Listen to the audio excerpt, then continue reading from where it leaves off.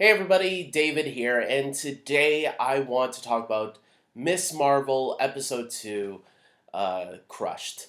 And look, let's get right into this episode. I thought this was another, episode that was a lot of fun to watch and getting to know Kamala a lot more. I'm going to tell you one of the interesting parts about this episode when we got to see inside the mosque and how, uh, Miss Kamala's religion, works inside those places because I've never been inside a mosque before, so I don't know how they pray and how they what their faith is like, and I thought it was interesting how they separated the women from the men, in that when I grew up a Catholic. And in the Catholic Church, everybody just it's wherever they want, and men and women all together. So getting to see a different religion, I thought was fun and unique and interesting at the same time. And Kamala is a little troublemaker in church, just like, when we're young, we're like trying to stay awake in church. I remember like struggling to stay awake. I'm like, I don't know what this guy's talking about, but I'm going to pretend to listen anyways, just so my parents don't yell at me later. So, I mean, we all go through little things, right? We don't always necessarily end up being the best of our faith, but that's how it is. And getting to see a new religion interpreted in a Marvel series of all things is really interesting. And that's why I'm actually really liking Phase 4 a lot. I'm liking seeing the uh, different backgrounds of people that were never represented before. That's what made Moon Knight, I think, a lot of fun. Also, obviously, that's what made Black Panther interesting for a lot of people and brought in all these shows and movies that go and try to look for a new um, people with different personality or different backgrounds.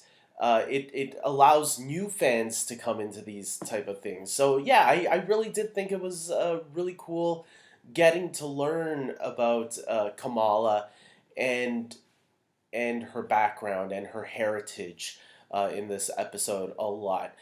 Kamala meets a new guy that she's attracted to in this episode as well. I don't know Cameron. I don't know how trustworthy this guy is yet, but I was kind of shipping Kamala and Bruno. I'm gonna admit I was a Kamala Bruno shipper in the previous episode, and now that we're getting this Cameron in the way, it's like, what's going on here? I don't know if we can trust this guy. Bruno even seems a little bit jealous of this guy, rightfully so. I mean, he's a good-looking guy, so what can he do against someone like that? I'm really loving, obviously, the parents. The father in this show so far, he reminds me a little bit of the father Appa in Kim's Convenience. If you ever seen the show Kim's Convenience, he kind of reminds me of that. Just speaks better English than Appa did in Kim's Convenience. But for the most part, yeah, I'm really loving the family aspect. The mother, I think, is a little too rough around the edges, although this episode she kind of backed down a little bit. She allowed her daughter to go to a party, which was cool, Zoe's party. Um, I like that we got to get the DoD more involved. They were introduced in the little tag at the end of the last episode, the post credit sequence. So now we're getting to see them investigate a little bit more. I'm curious of what their role is going to be in the show overall. Are they trying to expose Miss Marvel for being a bad guy? I hope not. Like, I hope that their allegiance is eventually going to lie. I get what they're doing, right? It's their job to investigate whatever this is. And I hope they don't turn out to be the bad guys because I am curious like who is the main antagonist in this show? All the Disney Plus shows, they have a main antagonist. And when you go watch Loki, at first you think it's Sylvie, but then it turns out to be Kang the Conqueror, right? In Miss Marvel, it was Agatha. In Moon Knight, Ethan Hawke. So, who is the main antagonist in this show? It's That's what I'm trying to figure out right now. We do get a little bit of background on Kamala's great grandmother, who, when that image, she saves a young kid at the end of this episode, and a portal or something opens. She has a vision of something, and a woman in this vision comes out. It looks like it's the mother of Cameron, but I'm not 100% sure. I have to go back and rewatch this episode again. But it looked like the same woman. But I could be wrong about that. I thought it was Kamala's great grandmother at first, the Aisha, the one that she's been talking about and trying to learn more about in this episode, because I guess there's a connection there with the bracelet and Kamala's great grandmother. I'm not sure, but the mother doesn't want to talk about her because she's a painful memory in their family's past, I guess. And a lot of people at the party, looks like at the end, were starting to tell stories about her to Kamala, which I'm gonna guess a lot of those are lies. Whatever really happened in the past, I'm gonna guess whatever, her cheating on her husband or starting a new family or something. I'm gonna guess those stories are false, and we're going to learn what the true story is, but you'll never know. And obviously, it has something to do with whatever the bracelet I think Kamala is wearing.